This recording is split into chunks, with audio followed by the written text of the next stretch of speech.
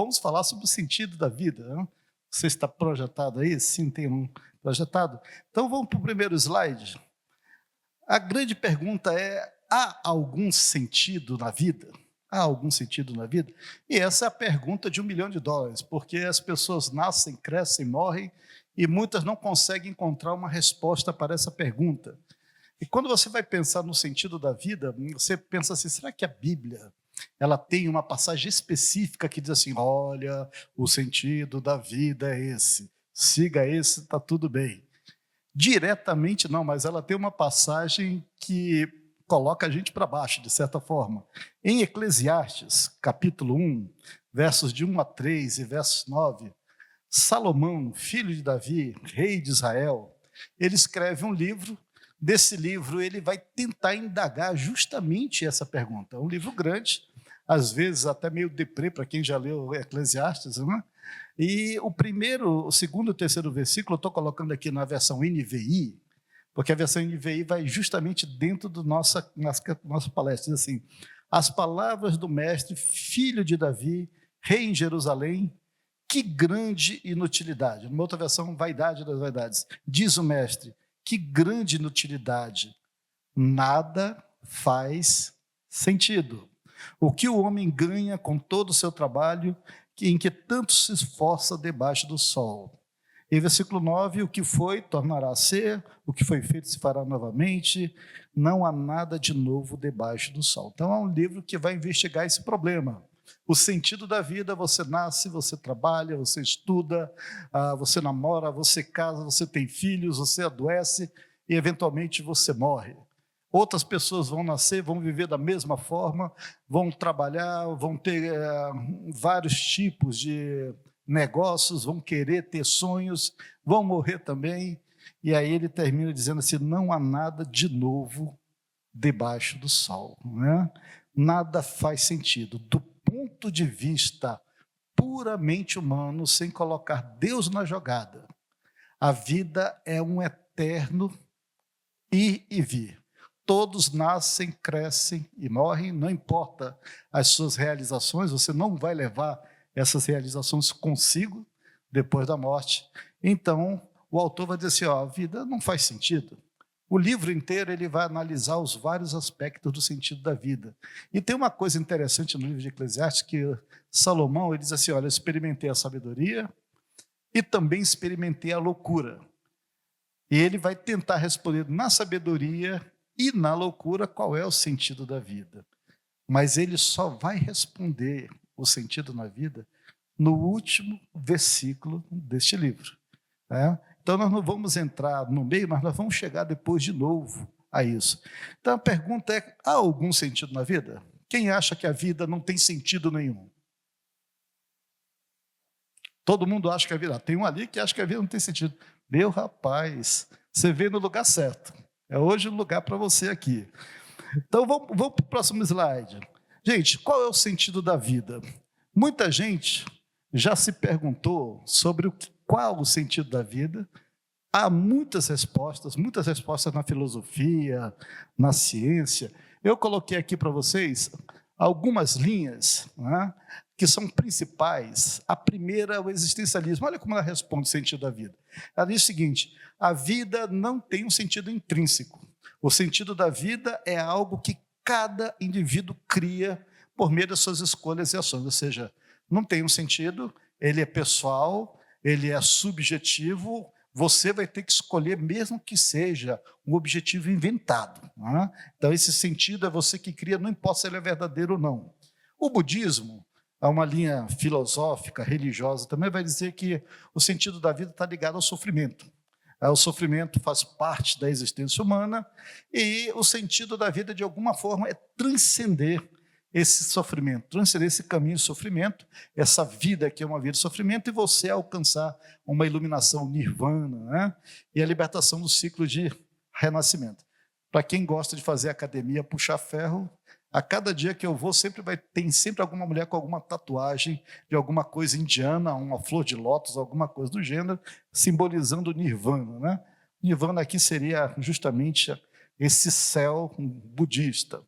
Tem um humanismo secular, esse está muito forte hoje em dia, principalmente nas igrejas, vai dizer assim que o sentido da vida é construído na busca pela felicidade, pela realização pessoal, contribuição para o bem da humanidade e promoção da ética sem depender de autoridade alguma. A ideia aqui é o seguinte: sentido da vida é buscar tudo o que te dá prazer, tudo que te faz se sentir bem, tudo que contribua para o bem de uma humanidade geral, não do teu vizinho, mas a ideia de uma humanidade geral que você não conhece, e tem uma ética que não tem nada a ver com o divino. Então, essa é a ideia do humanismo secular. Nós estamos vivendo na era do secularismo. Na era do secularismo, o que importa é o meu prazer, é a minha felicidade, é o meu pirão primeiro, o resto que sobrar, talvez eu dê alguma coisa. Tem uma outra filosofia ligada ao secularismo que está em moda também, que é a filosofia utilitarista. Ela vai dizer o seguinte: o sentido da vida está na maximização da felicidade e na minimização do sofrimento. O bem-estar geral é o objetivo principal. Parece o humanismo secular, mas no utilitarismo, eu só busco o meu bem pessoal, a minha felicidade pessoal, mesmo que as pessoas possam ser usadas para o meu bem-estar. As pessoas são simplesmente utilizadas. Então, no utilitarismo, o que importa é você. O outro, se ele entrar no seu caminho, ele é apenas uma ferramenta para você atingir a sua felicidade pessoal. Então, nós vivemos hoje em dia justamente uma mistura de um existencialismo, um humanismo secular e uma filosofia utilitarista. E, claro, você pode ir para o absurdismo, que é absurdo em si mesmo, mas vai dizer o seguinte: não há qualquer significado na vida. A vida é um absurdo, o universo é indiferente a você, não há significados nessa vida. O que resta é confrontar o absurdo e viver uma vida autêntica, apesar do absurdo dessa escolha. Então, nessa linha é o seguinte: vida não tem significado, eu estou aqui para fazer o que eu quero, né? A vida é absurda, não há Deus, não há um universo cósmico que esteja olhando por mim, o universo é indiferente à minha vida, é indiferente à vida de qualquer um de vocês. Então, o que eu vou viver é confrontar esse absurdo. A vida é absurdo mesmo, eu vou de peito aberto contra ela, ainda que essa escolha também seja absurda. Hoje você vai encontrar uma parte do absurdismo na internet. Muita gente vivendo a vida sem nenhuma lei, como se a vida fosse somente o hoje, o agora, não tem o amanhã. Então está dentro do absurdismo. Na filosofia utilitarista, o humanismo secular é onde a sociedade atualmente se encontra. Mas aqui são algumas respostas para o sentido da vida. Não é a nossa, mas nós temos que perguntar, né? Dessas linhas, qual é a que liga um pouco com a minha área, com a ciência? Aí nós temos uma linha filosófica chamada naturalismo. Então vamos ver aqui no próximo slide, né? Essa é talvez a linha científica que as pessoas têm comprado, ainda que às vezes de forma inconsciente. No naturalismo, a vida ela não tem nenhum sentido e ela não precisa ter, e você não procura esse sentido. O naturalismo é aquela linha que vai dizer que não há Deus, não há deuses, não há o transcendental, não há o metafísico, não há o sobrenatural. Então, a matéria é a única realidade eterna. Todas as coisas que existem são apenas interação de matéria com matéria. Se você ama alguém, isso é apenas interações físico-químicas no seu cérebro. Isso aí não é verdadeiro, você não ama de verdade. Qualquer sentimento é apenas interação dos seus neurônios dentro de processos físico-químicos. A vida em si, ela não tem sentido. O universo, se é alguma coisa, ele parece uma máquina complexa. E o comportamento das coisas, das pessoas, é apenas derivado do quê? Das suas leis físico-químicas que existem na natureza. Então, você olha para uma mocinha, um lábio bonito, está com um batom vermelho, e dentro do naturalismo você não pode dizer, nossa, que cor bela, isso mostra o amor, qualquer coisa. Não, você vai dizer assim, olha, essa cor é derivada dos saltos eletrônicos, dos elétrons, das camadas mais externas para internas, liberando alguns fótons cujo comprimento de luz está no vermelho. Essa é a ideia. Você não vai dizer isso para uma moça que você vai perder qualquer chance de estar com ela, né? Então, no naturalismo, a vida é apenas uma sucessão de causa e efeito. O homem, ele é um acidente evolutivo. Você é fruto da evolução, a evolução cega, a evolução ela é gradual, ela é aleatória e gerou, por coincidência, por azar ou por sorte, todos vocês que estão aqui presentes. Agora, clica mais um aí, por favor. O único objetivo que resta dentro do naturalismo é você olhar para o mundo do ponto de vista puramente racional, como se você não pudesse ser emocional. Nós não temos isso daqui, gente. Dentro dos limites da existência terrena, a única esperança que você tem é unicamente material. Essa é a linha naturalista que a gente encontra na ciência, nas academias, nas universidades, nos templos ditos do saber. Não tem Deus, só resta matéria. Se só tem matéria, matéria não tem sentido último. Matéria é simplesmente matéria, ainda que ela possa se organizar como seres vivos aqui.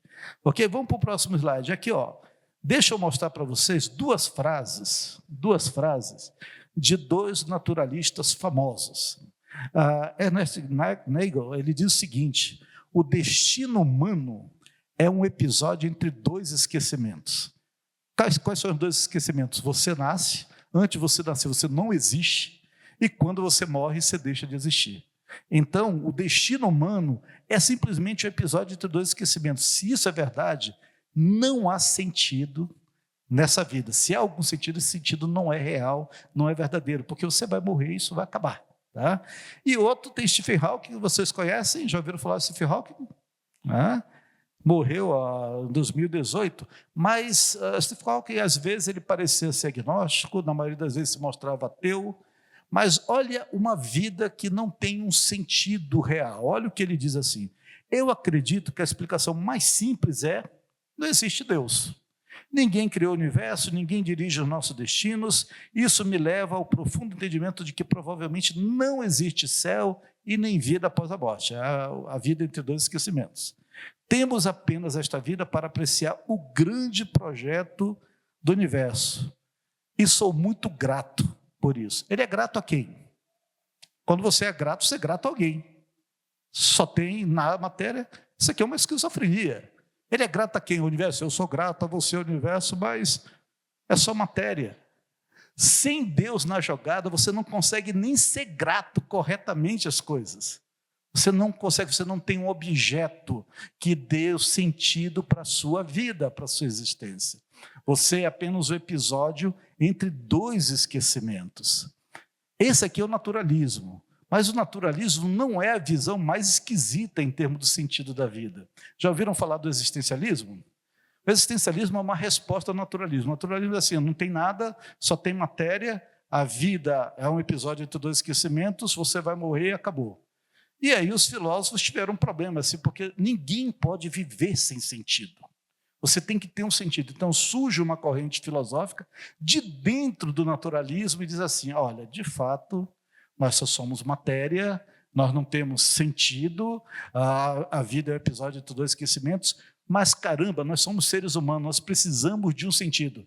Então o existencialismo vai dizer o seguinte: você inventa o seu sentido, mesmo que ele seja uma inverdade. Então, coloca aí o existencialismo. O existencialismo é: invente o sentido. No existencialismo é melhor você ter um sentido não real, mentiroso, não verdadeiro, do que viver sem sentido nenhum, porque o homem, o ser humano sem sentido, ele não aguenta esta vida. Essa vida é vaidade em cima de vaidade. Então, Dostoiévski, ele escreveu um livro chamado Os Irmãos Karamazov, mas ele é bem conhecido também por essa frase aqui. Ele diz assim: o sentido da vida de um homem consiste em provar a si mesmo, a cada minuto, que ele é um homem e não uma tecla de piano. Porque se você não tem sentido, se não há Deus, quem te garante que você é você mesmo? A vida não tem sentido. Você pode ter tanto sentido quanto uma tecla de piano. Então, no existencialismo, você tem que ficar provando, você tem que se autenticar a si mesmo, a cada momento, que você é você não é outra coisa. Clarice Lispector, que é alguém famoso aqui dentro do nosso meio, ela vai dizer assim: o que sinto, eu não ajo, o que ajo, não penso, o que penso, não sinto, do que sei, sou ignorante, do que sinto, não ignoro, não me entendo e ajo como me entendesse. Isso é existencialismo. O que ela quer dizer com isso? Não importa. O que importa é que a frase vai ter um sentido para cada um. Se ela é verdadeira, ou se ela é falsa, ou se ela é mentirosa ou não, não importa. No existencialismo, o que importa é que cada um encontre o seu sentido, e esse sentido ele não precisa ser real, ele não precisa ser verdadeiro. Não é? Então, é aquela história, as duas cobrinhas perguntando, olha, descobri meu lugar no universo. Qual o seu lugar no universo? O universo não tem explicação, a vida não tem sentido. Aí matou a outra cobrinha, né? Pronto, você estragou meu dia, porque agora eu descobri que eu também não tenho sentido. Eu não sei quem eu sou. Vocês estão entendendo até aqui, gente? A pergunta, qual o sentido da vida, ela não é tão simples quando Deus não está na jogada. Porque se não tem Deus na jogada, você vai ter que encontrar o sentido na vida no prazer, você vai ter que encontrar o sentido na vida na mitigação do sofrimento, você vai ter que encontrar o sentido da vida na sua felicidade pessoal somente, ou você vai ter que aceitar o fato que você é apenas matéria animada, que sem sentido, não importa o que você faça, você vai morrer, e o que você deixar para cá não vai fazer sentido para a sua vida. Né? Então, vamos adiante. Vamos mostrar uma coisa mais interessante aqui. Pode clicar aí. Gente, quando você abandona o teísmo cristão, você vai entrar em algumas cosmovisões e você vai rumar para o que nós vivemos hoje, que é para o pós-modernismo. Então, aqui, nós temos o teísmo cristão. Deus é o único fundamento e sentido da realidade. Deus está no trono, Deus cria o homem, a sua imagem e semelhança, Deus dá um propósito para o homem vive para servir a Deus e gozá-lo para sempre, mas aí, quando você tira Deus da jogada, você tem o deísmo. Deus até existe, Deus criou o universo, mas ele se ausentou e deixou a matéria por si só. O homem está só, Deus não quer saber desse universo, mas ele criou o homem. Mas esse Deus ele é irrelevante. Então, no deísmo, o que sobra? Não tem mais Deus, sobra a razão. Então, a razão passa a ser o único fundamento e o sentido da vida do homem. Tudo que você pode entender pela razão, tudo que você pode modelar pela razão, isso vai te dar um sentido, mas você não tem um criador final, você não tem um sentido transcendental da sua vida. O que importa é a sua razão, o máximo, mais próximo é a natureza. No deísmo, o universo tem um papel de Deus. Vocês já viram aquela história, o universo conspira a seu favor? Isso é uma frase deísta, o universo conspira a seu favor, né? Graças pelo universo, pelo que aconteceu com isso, é deísmo. Mas essa cosmovisão, ela rapidamente se degenerou para essa de baixo, que isso aqui é o naturalismo. Deus não existe, o homem está só, então a matéria é tudo o que existe. Essa cosmovisão ela permanece até hoje, principalmente nos ensinos acadêmicos, mas ela evolui, né? E ela vai dar origem ao humanismo. No humanismo, não tem Deus, o que tem no lugar de Deus é um outro homem, o ser humano passa a ser o único fundamento, ele é o seu próprio Deus, é o seu próprio sentido, aí você vai entrar no utilitarismo, no secularismo, e você vai chegar aqui, ó. Se não tem Deus, só tem matéria, e o homem é o seu único Deus, mas o próprio homem não pode gerar o seu sentido, nós caímos numa cosmovisão horrorosa, chamado niilismo. No niilismo, não só Deus não existe, como a vida não deveria existir, a vida é um absurdo completo. Você tem que beber bastante, se divertir bastante e morrer jovem, porque a vida não tem sentido. No niilismo, os filósofos niilistas morreram, na maioria deles, antes de completar os 40. Porque eles disseram, eu sou matéria, não tem nada entre dois, eu sou um episódio entre dois esquecimentos, então eu vou aproveitar essa vida ao máximo, porque depois não tem Deus, não tem inferno, só tem um esquecimento eterno. Isso é o niilismo. A vida é um vazio, ela não faz sentido, não faz absurdo. Mas ninguém pode viver essa vida, gente. Então entra o existencialismo. O existencialismo vai dizer o quê? Que você precisa de um sentido, mesmo que você invente esse sentido. Quer dizer, você chegou quase no fundo do poço. Mas o existencialismo, clica aqui mais um para a gente ver aqui. Deu para clicar aí? Apareceu? Alguém está aí? Apareceu. O existencialismo, gente, ele nos leva para o que nós chamamos, filosoficamente, do abismo do irracional. Nós chegamos na beira do abismo e você olha para esse abismo e você diz assim, a vida não tem sentido, mas eu vou inventar um. Quando nós fazemos isso, nós estamos no domínio do irracional, do absurdo do ser, da angústia do ser. Porque como é que eu posso viver um sentido que eu inventei, que eu sei que não é verdade, para contrapor a ideia que não há sentido nenhum? Isso é o que nós chamamos em filosofia do abismo do irracional. Francis Schaeffer vai chamar isso também do abismo do irracional. Então, se você não tem Deus na vida, você naturalmente vai migrar aqui, para o abismo do irracional. Em algum momento você vai pular desse abismo. E você diz assim, não tem nada mais pior do que isso daí. Tem pior. Veio uma cosmovisão ainda mais incrível, mais estranha, além do existencialismo. Vamos adiante, vamos pular no abismo agora. Né? Então, pulando no abismo. Agora nós entramos no pós-modernismo.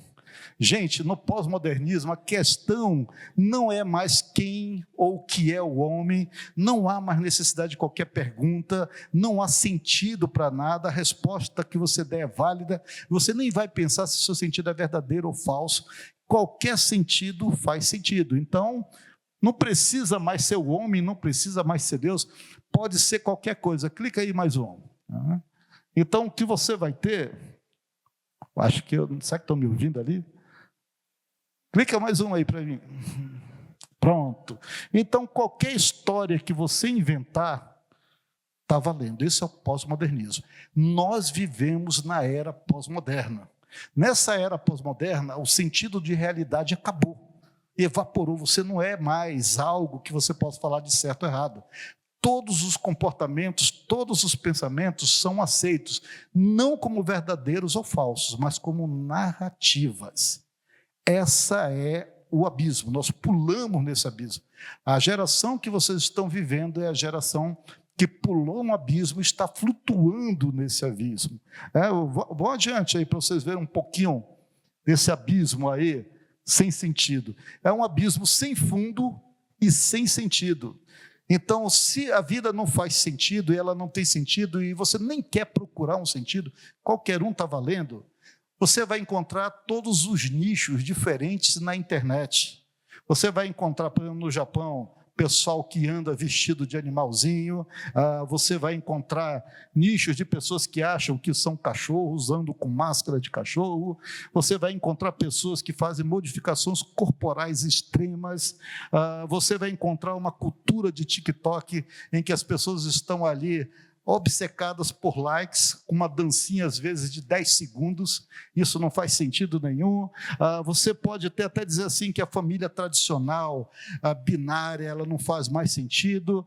Você vai encontrar marchas em que eles tentam tirar todo o sentido daquilo que é muito caro para outras pessoas. Você vai ter a situação atual de gente defendendo a terra plana, apesar de todos os dados científicos possíveis, né? Trans, pessoas dizendo que são ETs, ideologia de gênero, tudo está valendo, porque você está dentro do pós-modernismo. No pós-modernismo, o sentido não é o que você faz, o sentido é aquilo que você narra, como você conta uma história. E é um abismo, gente, aleatório e sem fundo. Próximo slide. Próximo slide. Pronto. Essa é a realidade atual. Essa é a realidade atual. Vocês já repararam que em vídeos como do TikTok, Reels e outros, em geral ele dura 20, 30 segundos no máximo. E ele nunca conclui, porque dentro do pós-modernismo você não pode concluir um vídeo. Você tem simplesmente que jogar uma narrativa.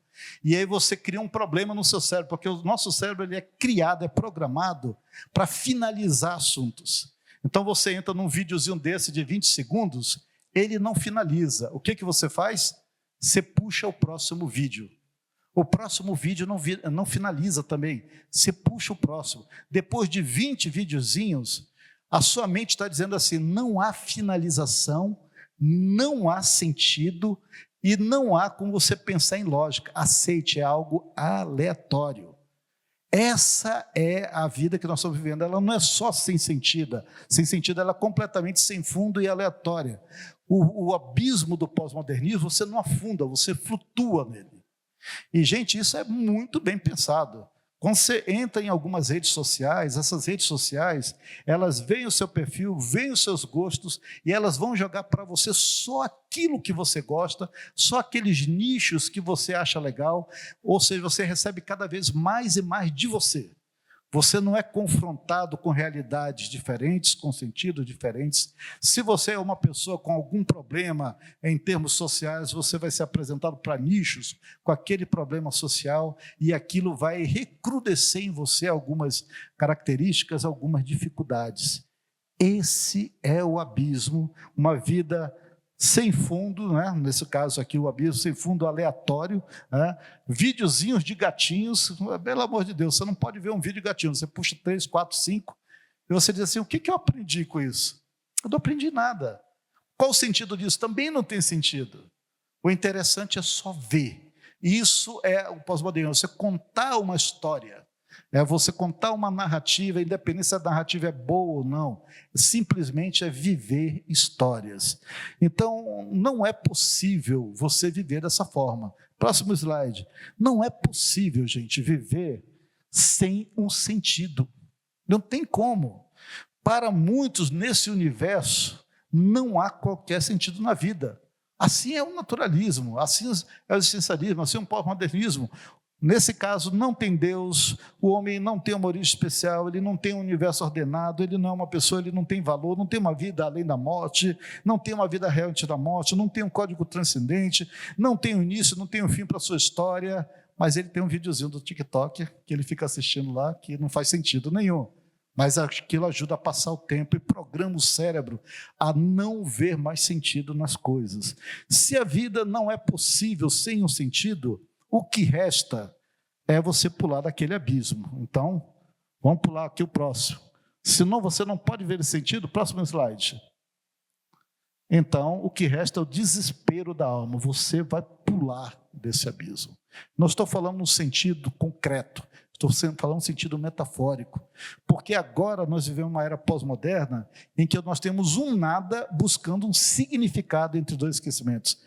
No naturalismo, você é um episódio entre dois esquecimentos. Agora você é um nada buscando um significado entre dois esquecimentos. Você é um ser amoral, você é incapaz de dar um significado para a sua existência, você nem quer dar um significado, você tem que se reinventar a cada dia, a vida não tem sentido, buscar sentido também não faz sentido, você pode ter uma busca por narrativas, né, o que vale é a narrativa que mais impressiona, então você tem que pular na irracionalidade do ser. Está fazendo sentido para vocês? Não muito, né? Mas eu quero falar sobre a minha vida pessoal, minha vida sem qualquer sentido. Aqui eu vou ter que entrar numa parte que, em geral, eu não faço. Né? Então, quero falar um pouquinho para vocês da minha vida sem sentido. Quando nós procuramos o sentido na vida, isso é como tentar escalar o Monte Everest. O Monte Everest da alma, o Monte Everest da dúvida, o Monte Everest da ignorância. E para quem não sabe, eu não sou cristão do nascimento, eu fui ateu por muitos anos, e eu quero contar essa história. Eu acho que eu nunca contei em público a história da minha conversão, então vai ser a primeira vez que eu estou falando para tanta gente, acho que nem igreja já dei esse testemunho. Então vai ser bem pictórico. Vamos começar com o primeiro, vamos lá. Vai ser um caminhozinho, então começa aí. Primeiro lugar, para quem está me olhando, toda vez que eu fizer assim, passa o próximo, tá bom? Então, passa o próximo aí. Gente, nasci num lar católico, ligado à teologia da libertação, marxismo cultural na veia. E esse é um ambiente que você, naturalmente, você perde o sentido das coisas. Então, nesse ambiente, já ali por 12, 13 anos, eu já era completamente ateu, tinha que fazer a crisma, tinha que fazer a comunhão, e eu ia para aquilo e rindo por dentro, porque Deus não existia, a vida não fazia sentido. A única coisa que eu queria fazer na vida era um dia ser cientista. Incrivelmente eu consegui ser isso. Esse era o meu sonho, porque para mim o cientista é o cara que estuda a matéria, o cara racional, um cara que não se deixa levar por sentimentos, é um cara que está acima dos outros. Mas eu estava naquele lar católico. E dentro desse sonho de ser cientista, eu queria, principalmente, pelo fato de, passa aí, que como cientista eu poderia ser um ateu feliz, poderia acreditar na teologia, da ideologia, na idolatria, da evolução, e isso seria uma bênção. Só que na minha época eu não podia falar bênção, que eu era ateu.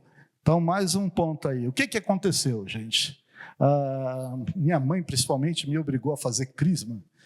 E eu fui fazer crisma, que eu tinha que fazer o curso de crisma, e fiz tudo, só que na Igreja Católica você tem que fazer a confissão, né, antes de se crismar. E para mim era um problema, porque eu tinha que finalmente encontrar algum padre.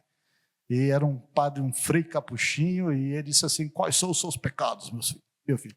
E eu disse assim: olha, vai sair daqui do confessionário? Ele disse: não. Disse: beleza. Não creio em ti, não creio em Deus, não creio em pecado, isso daqui é uma, quase, não foi um palavrão, mas quase assim, isso aqui é uma porcaria. E eu achei aquilo maravilhoso, né? E aquele sacerdote, ele olhou para mim, cansado mesmo, e disse assim: Deus tenha misericórdia da tua alma. Eu saí dali, gente, com o peito inflado, assim, ganhei de um religioso. É a primeira luta que eu ganhei como ateu. E aí não me encontraram mais na igreja, basicamente. Com o tempo, saí da igreja católica, e aí passa aí o próximo, né? E aí entrei na universidade. Oh, que coisa boa, era o que eu queria, passei para o curso que eu queria, sempre quis fazer química, sempre quis explodir um laboratório, consegui também. Então a coisa era uma beleza, né? E o legal da universidade, que tinha ciência, tinha professores excelentes, e não tinha Bíblia na jogada. Então, eu podia estar lá no meu ambiente. Mas toda história sem sentido, ela tem que ter um personagem diferente. E aí, nessa universidade, também tinha uma coisinha fofinha que eu conheci lá, né? Tinha uma japonesinha. Oxa, passa aí de novo, mais aqui, ó. E, claro, me apaixonei. 19 anos. Quem não se apaixona com 19 anos, né? Pode passar aí mais um. Então, amor à primeira vista, né? Coraçõezinhos para todo lado. É quase um dorama coreano aqui, né? Vocês gostam, né?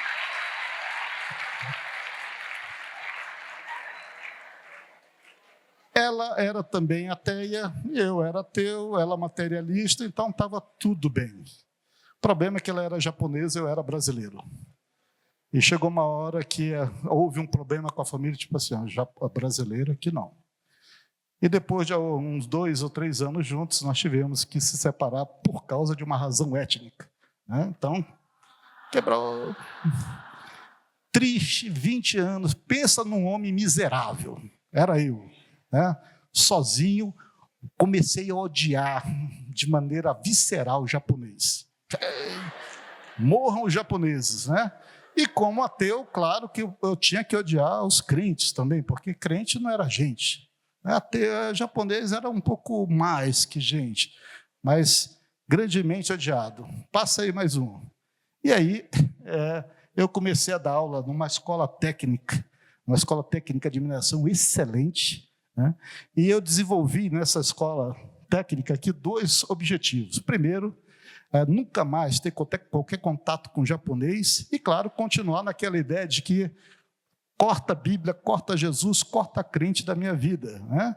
Mas, aí passa aí mais um, o coração estava quebrado, estava angustiado com aquilo, estava sozinho, 21 anos, você sozinho, a vida é uma desgraça, a vida já não tinha sentido para mim, agora ainda tinha uma angústia emocional. E eu estava muito mal, e eu tinha 2 alunos dessa escola, um casalzinho de namorados, e a mocinha era japonesa, então já tinha uma certa rixa, assim, né? Mas eles me viram tão mal na escola que me convidaram para um acampamento. Eu, em geral, não aceito convite de aluno para nada. Eu sou professor da universidade, gente, há 32 anos. Eu entrei com 22 anos na universidade. Vocês terem uma ideia, como professor, não como aluno. Aluno entrei antes.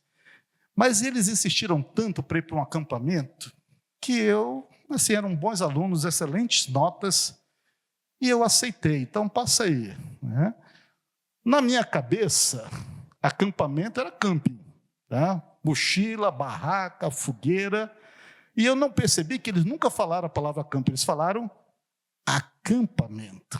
Mas para mim, acampamento e camping são significados iguais.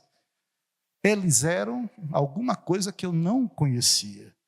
O que aconteceu? Eu aceitei, bobo, não deveria ter aceitado, mas aceitei. Marcaram, era uma sexta-feira, eu acho que era de carnaval, por sinal. Né? Marcaram, era quinta noite de carnaval, acho que era mais ou menos nessa época do ano. Marcaram na frente do cemitério municipal de Manaus. Pode passar aí, né? Lá estou eu, de mochila, aparamentado, uma mochila grande de camping, colchonete, caneco, cantil. Eu era o cara para escalar a montanha ali. 7 da noite, olhando para o cemitério, nunca tinha estado naquela parte, naquela hora da noite. Atrás, um prédio mal acabado, com tijolos à vista, coisa feia. Ninguém na rua, né? Quinta-feira gorda de carnaval. E eu olho para trás, tem uma placa escrita em japonês. Eu disse, meu Deus, que coisa, esse pessoal me persegue, né? E foi passando o tempo e ninguém chegava. E de repente para um carro e desce 4 japoneses e entram ali dentro.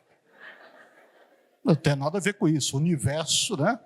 Universo que se vire, né? Eles que lutem consigo mesmo. E aí passa aí o próximo.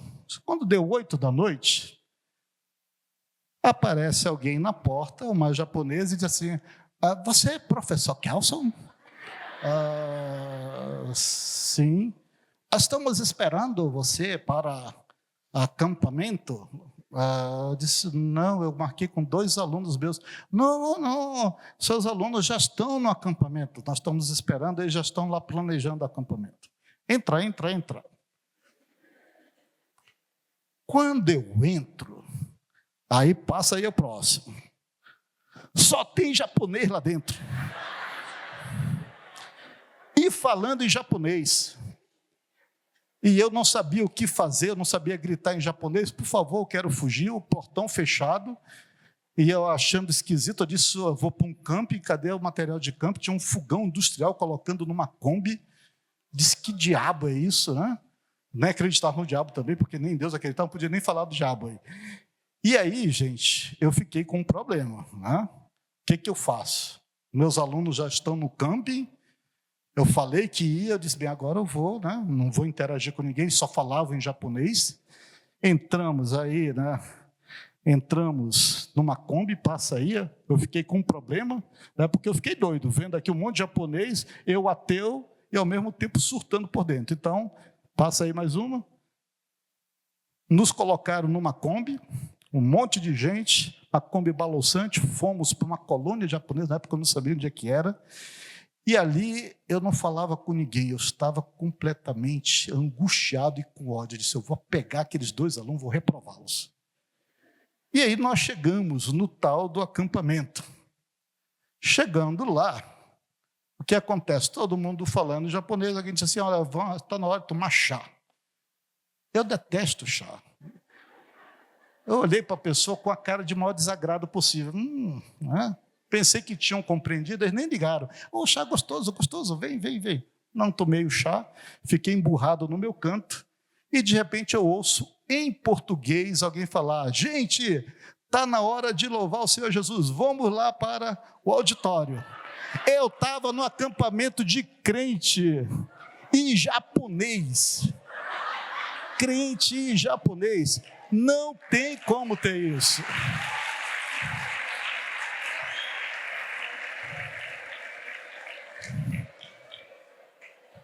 Gente, se existe um Deus,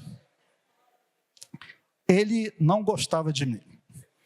Ou ele tinha um senso de humor horroroso, porque ele veio me colocar no meio de uma colônia japonesa, com crente japonês, nem sabia que podia existir essa mistura.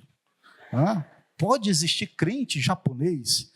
E aí eu fiquei preso ali por 3 dias. Próximo slide. Eu queria matar os 2 alunos. Eu disse assim, eles vão ser reprovados. Não tenho nem problema com isso. vão ser reprovados. E eu não encontrava os dois ali no acampamento. Então, primeira noite foi todo mundo dormir, eu dei graças a Deus, tocaram um louvor doido lá, que eu não entendi, foi nada. Eu estava emburrado o tempo inteiro lá. Gente, eu era um ateu da área científica, dos mais nerds que vocês podiam imaginar. Imagina um Sheldon da vida, era eu. Né? Aquele cara esquisito, cara estranho, cara que não falava com ninguém e ainda num lugar que não queria. Né? E o que aconteceu? De repente eu encontro a minha aluna. Ela era uma japonesinha baixinha. Eu vou falar com ela, ela vira a cara para mim. Eu disse, mas que audácia, além de crente japonês, não fala com o professor. Passou aquele dia, 2 vezes, ela respondia grosso para mim. Chegou no 3º dia, de manhã, todo mundo tomando café, aí senta a minha aluna de novo do lado. Oi, professor, tudo bem? Eu disse, é esquizofrênica. É doida. Eu disse, por que você está falando comigo? Não, o senhor está gostando? Como que eu estou gostando? Você nem fala comigo? De repente, vem a mesma aluna, senta na minha frente. Ela tinha uma gêmea idêntica, japonês já parecida, era uma gêmea idêntica, e eu falando com a gêmea por 2 dias. A gêmea era extremamente nervosa e brava. E a minha aluna... E minha aluna era um doce de pessoa. Um doce de pessoa. Deixa eu só puxar aqui. Pronto. Gente, o que aconteceu? Passou aqueles 3 dias no acampamento, né? Não deu em nada. Eu fiquei extremamente angustiado. Né? No último dia fizeram o apelo. E ficaram fazendo apelo, e eu pensando assim, vocês estão pensando que eu vou me levantar? Eles vão perder o tempo deles. Chegou uma hora que minha aluna deu uma cotovelada e disse, professor, estamos esperando, vá lá, é a sua oportunidade, aceita Cristo. E eu disse assim, ela está louquíssima, eu não vou fazer isso. E o pastor continuava pregando em português, e quando eu abri os olhos, eu vi que ela estava só olhando para mim. Eu disse, só tem eu de incrédulo nesse acampamento. O apelo é só para mim. E eu pensei assim, se esses caras gostam de piada, eu vou entrar na piada. Me levantei, fui lá, fizeram salamaleques, oraram, deram aleluia, glória a Deus para todo lado que eu tinha me convertido, e eu rindo por dentro. Mas o fim do acampamento foi angustiante. Por quê? Porque a turma toda era alegre, o pessoal era gente boníssima, e eu não podia aceitar que crente era gente boa. Porque crente não podia ser crente, era irracional. Aquilo para mim era uma falsidade completa, absolutamente completa. A vida não fazia sentido. Deus não existia para mim. E aqui eu tenho que dar uma parada na história, depois eu volto. Porque o meu problema aqui é que eu tinha que subir o monte da ignorância e mostrar que Deus não existia. Então eu fiquei naquele problema, nós fomos embora, me convidaram para um cachorro quente na semana seguinte na igreja, pós-acampamento, aí eu descobri que acampamento para crente não é a mesma coisa que camping, e aí eu tenho que voltar para o próximo slide aqui, né? Vamos para o próximo slide, vamos dar uma parada aqui. Se não há Deus, não é? Qual o sentido? O que sobra sem Deus? Sem Deus não há sentido, gente. E aí, para mim, valia isso daqui que vocês estão vendo escrito. Né? Se Deus não existe, tudo é permitido. Isso aqui é lá Dostoiévski escrevendo Os Irmãos Karamazov. Labigas disse assim, sem Deus, o universo e o homem perdem sentido, perdem significado de existência. Essa é para mim a ideia, não tem Deus. Se não tem Deus, eu não tenho que prestar contas para ninguém. Eu não sabia, eu fui saber anos depois, que na palavra de Deus, lá em 1 Coríntios 15, o apóstolo Paulo já tinha dito assim, se os mortos não ressuscitam, comamos e bebamos que amanhã morreremos. Se os mortos não ressuscitam, Jesus não é Deus. Se Jesus não é Deus, nós não temos nenhuma garantia que Deus, o Pai, existe. Então, nós somos o episódio entre 2 esquecimentos. Se não há Deus, a única coisa que sobra é isso aqui, ó, um vazio, um niilismo. E tem gente que diz assim, eu acredito nisso. Essa foi a minha sensação de angústia. Ali naquele acampamento eu fui confrontado com a ideia de que existia um sentido maior na vida. E eu fiquei assim, não, isso não é verdade, isso não é coisa, mas eu não conseguia apagar da minha mente a sensação de alguém ter dito no meu coração que existe alguma coisa além da matéria. E aí vamos para o próximo slide, vamos voltar aqui, né? Eu continuava no Monte da Dúvida, no Monte da Dúvida. Fui para aquele, vamos dizer, cachorro quente, na outra semana, um cachorro crente, né? Na semana seguinte, mas eu fui só para comprovar que aquilo que eles viviam no acampamento era uma mentira. E Deus, eu já falei para vocês, Deus tem um senso de humor único. Naquele dia, teve cachorro quente, eu também não interagi com ninguém, e o pessoal me chamando irmão, irmão, irmão, e eu rindo deles por dentro. Quando a gente está saindo da igreja, alguém disse assim, olha, essa mocinha aqui, ela mora lá no seu bairro, você pode ir com ela? E aí, era uma brasileira, por sinal, índia, bem indígena. Eu disse, bem, não vou, né, mas não vou falar nada. E aí, no caminho, ela disse assim, o que você está fazendo na nossa igreja?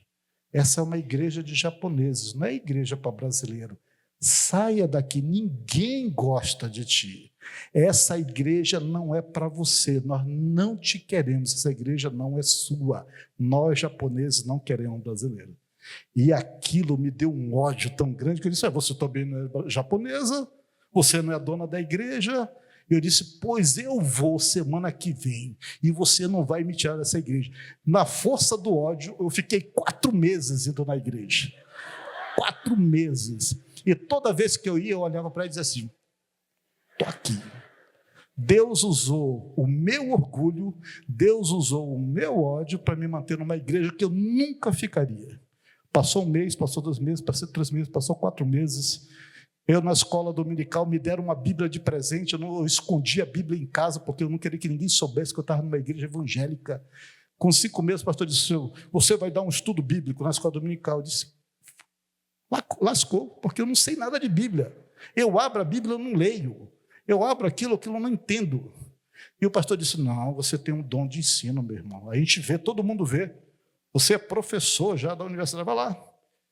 Gente, eu dei um estudo sobre santidade. Eu não sabia nada, eu peguei, eu acho que um livro de Josh McDowell, não lembro de quem foi, copiei tudo que estava escrito lá e dei na escola dominical com toda a seriedade. No final a pessoa dizia assim, que bênção, hein? Mas tinha uns que diziam assim, esse cara não é crente, pastor. Esse cara está aqui, ele só está fingindo, ele não é crente. 6 meses, 7 meses, disseram assim, vai ter batismo na igreja. Aí o pastor disse assim, meu irmão, você é cristão, você é nosso irmão, você tem que ser batizado. E a minha cabeça é o seguinte, batismo é alguma coisa para eu entrar na igreja. Aí que eles vão me contar o segredo, aí que eles vão revelar. Tá bom, quero ser batizado. Eu fui batizado como filho do pastor, sem crer. Passou o resto dos meses, chegou no próximo ano, de novo carnaval, de novo o quê? Acampamento. E eu continuava triste e meus irmãos todos alegres com o Senhor Jesus. Né? Aqui era o meu esforço humano de tentar entender a Deus, tentar subir no Monte da Dúvida. Chegou aquele acampamento, eu estava frustrado por 2 razões. Primeiro, porque eu não tinha provado que Deus não existia. Eu achava que eu podia provar que Deus não existia. E segundo, na universidade eu tive um curso com um professor extremamente ateu. E ele trouxe um livro que é uma peça do ateísmo maravilhosa, né? A Origem da Vida, de Alexander Oparin. Oparin, é isso mesmo. E é um livro que todo ateu gosta de ler, que prova por A mais B que a vida não foi criada sem Deus, o posto da evolução química. E eu sou químico, e eu fui ler aquele livro com muita alegria. E eu percebi que quimicamente não fazia sentido nenhum o que aquele livro dizia. Chamei o meu professor, disse assim, professor, tem algo errado. Tem um monte de reações aqui que são contra as leis da química e da física. Como é que isso pode ter acontecido? Ele disse, não, aceite, isso daí é boa ciência. Eu disse, mas não dá para aceitar, professor. O senhor realmente crê nisso? Ele disse, creia você também. Isso aqui é a melhor coisa que a ciência tem para ti. Eu disse, o senhor está falando crer como? Creia. O senhor está dizendo para eu ter fé? Ele disse, tenha fé na ciência. Quando ele falou isso, ele criou um segundo problema para mim, porque eu não acreditava em Deus e eu passei a duvidar da ciência. Então eu fiquei com dois problemas, não tinha nem mais Deus e nem a ciência na jogada, porque eu percebi com aquele professor que tudo que nós tínhamos em ciência, na verdade, era um credo de fé. Chegou no acampamento, primeiro dia, segundo dia, terceiro dia, eu frustrado, eu subi numa laje, sozinho, e ali eu fiz a minha primeira oração ateia ao Senhor. E eu disse assim para aquele que eu odiava, porque eu odiava a Deus, eu disse, eu não acredito em ti. Não acredito neles, eles são pessoas jóias, eu queria viver com eles, mas não dá. Né? Eles não dizem que o senhor tem que fazer morada, o senhor não, você vai chamar Deus de você, você faz morada? Então faz aí. Meus irmãos, eu subi ateu naquela laje, eu desci crente, crente, crente. Não teve choro, não teve vela, não teve a fita amarela, não teve lágrimas. Quando eu fiz aquela oração ateia, o Espírito Santo entrou no meu coração. Eu desci crente, crente, crente, como eu nunca imaginei que era.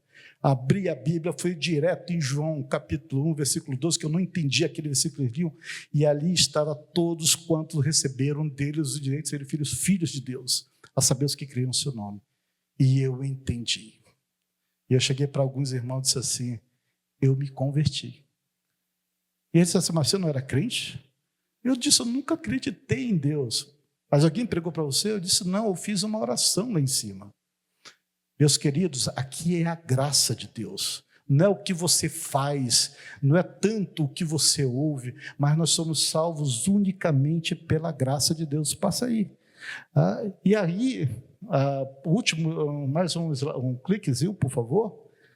Aqui eu tinha finalmente subido o Monte da Dúvida. Sem perceber, o Senhor me orientou por todo o caminho, até chegar a um ponto em que eu não tinha mais condições de caminhar. E é ali que a graça entra, nos pega, nos coloca em cima do monte, e agora nós olhando, nós podemos ver o sentido das coisas. E esse sentido não pode existir sem Deus. E ali daí em diante foi uma beleza, só que eu estava numa igreja de japoneses, né? Acabei aprendendo japonês naquilo ali. Anos depois, não mais na igreja, mas fazendo o meu doutorado, eu encontrei uma mocinha e casei com ela. Ela era o quê?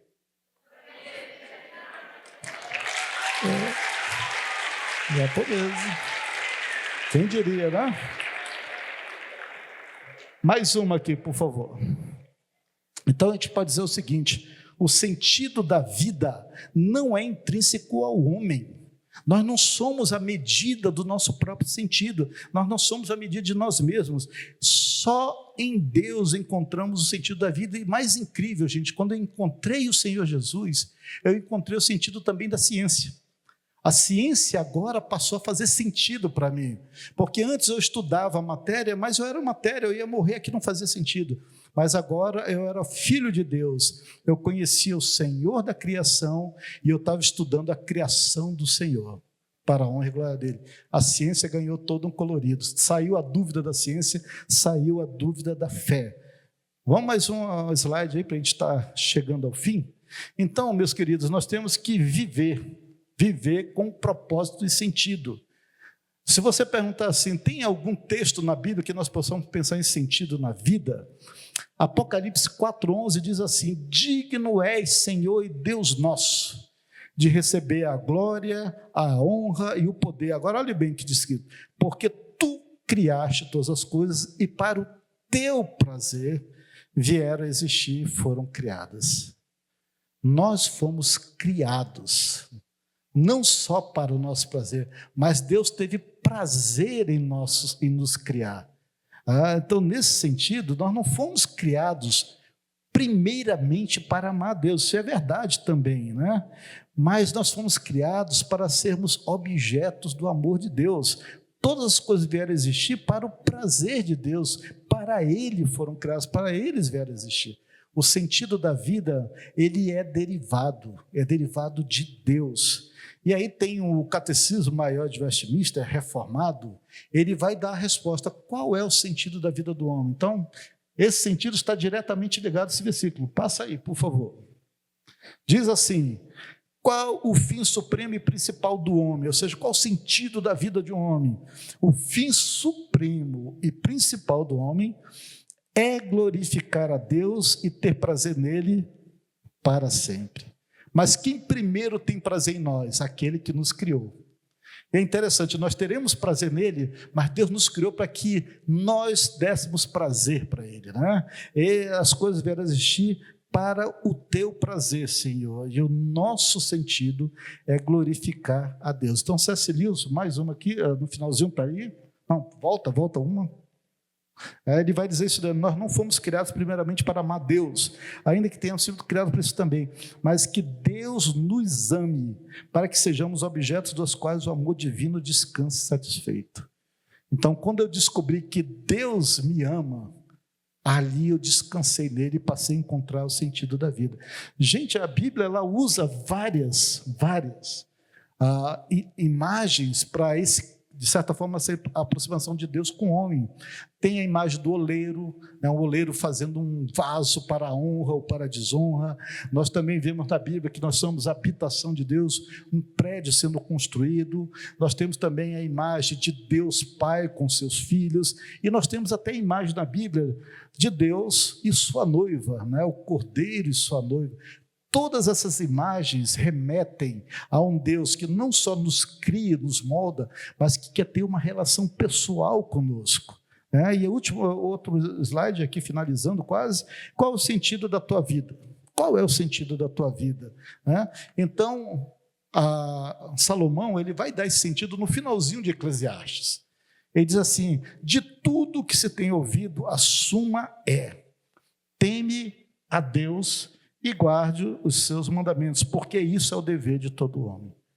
Então, qual é o sentido maior? Ter prazer em Deus, gozá-lo para sempre, porque Deus tem prazer em nós, mas isso quer dizer que nós devemos temê-lo, e temer no sentido de guardar os seus mandamentos. Esse é o nosso dever, esse é o meio em que nós vivemos, e o nosso objetivo é viver de tal maneira que possa ser agradável ao Senhor. Isso dá sentido à vida. Quem muitas vezes cresceu na igreja, às vezes não percebe o tanto que é viver com o sentido de Deus. Se você veio de um meio em que você não cria em Deus e que a vida não fazia sentido, quando você encontra Deus, todo aquele buraco no seu coração é preenchido. E você começa a ver a vida de fato como ela é. Finalizando aqui, o último slide. Acertando o alvo. Como é que eu vou acertar esse alvo aí? Pode clicar mais um aí. Pronto. O Senhor Jesus, ele responde para alguém que perguntou para ele, para onde tu vais? Ele diz assim, eu sou o caminho e a verdade e a vida, ninguém vem ao Pai senão por mim. Se você está perdido, você não sabe o sentido para onde você vai, o Senhor Jesus é o caminho. Se você não consegue modificar as verdades, você não sabe separar o que é verdade e o que é mentira, o Senhor Jesus é a verdade. Se a sua vida está esvaziada, é um episódio entre dois esquecimentos, Ele é a vida. Ninguém vai a Deus Pai senão por Ele, é nele que nós temos todo o nosso sentido, é nele que nós encontramos não só tudo o que nós precisamos, nele nós encontramos tudo o que temos. Ele é tudo que temos, porque se nós tirarmos Jesus da jogada, nós só temos um abismo, um nada. Ele não é só necessário para nós, Ele é tudo para nós. Ele é o caminho, Ele é a verdade, é a vida. E eu quero terminar com uma frase de J.I. Packer, que às vezes os jovens perguntam, olha, por que isso está acontecendo comigo? A minha vida é terrível, a minha vida é sem sentido. Por que isso acontece? Para nós cristãos, essa pergunta ela não faz muito sentido. O J.I. Packer diz assim, se você perguntar por que isso está acontecendo comigo, nenhuma luz poderá vir dessa pergunta. Porque nós não sabemos as coisas, nós não estamos além do véu. Mas se você perguntar, como posso glorificar a Deus agora, mesmo nessa situação que você esteja vivendo, sempre haverá uma resposta favorável na presença de Deus. Esse é o sentido da vida. É isso que é viver no poder do Espírito Santo, para a glória de Deus Pai. Amém?